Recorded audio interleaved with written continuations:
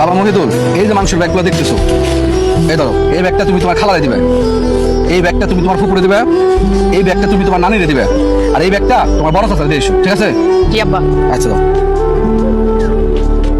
কে আলিম, কোথা থেকে আসলি? মা ডাল কিনতে বাজারে পাঠাইছিল, তাই ডাল কিনে বাড়ি যাইতেছি। ডাল? তাও আজকে ঈদের দিনে? এই দিনে তো সবাই মাংস খায়। আমরা তো গরিব, আমাদের কে আর মাংস দিবে?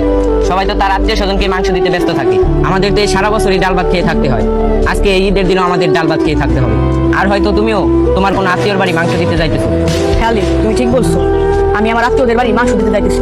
ঠিক আছে, তুমি যাও, দেরি করলে তোমার মাংস নষ্ট হয়ে যেতে পারে।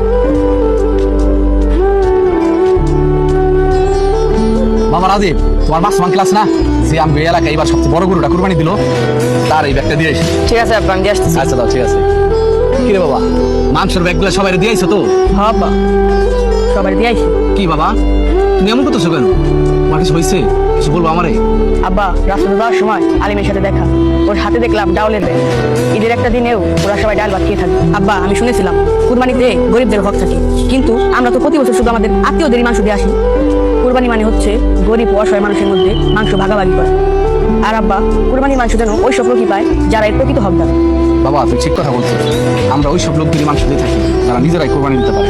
আর আমরা এই কারণেই দিই যাতে তাদের সাথে সম্পর্ক ভালো থাকে, তারা আমাদের ভুল না বোঝে। কিন্তু তুমি আমার চোখ খুলে দিচ্ছিস। এই নে বাবা, এই মাংসের ব্যাগটা আলিমের বাসায় দিয়ে আয়। ঠিক আছে আব্বা। আচ্ছা যা।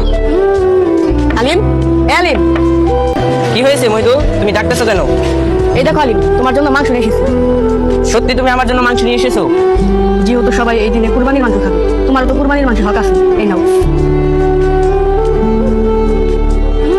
মনে রাখবেন, কোরবানির মাংসে গরিব ও অসহায় মানুষের অধিকার রয়েছে।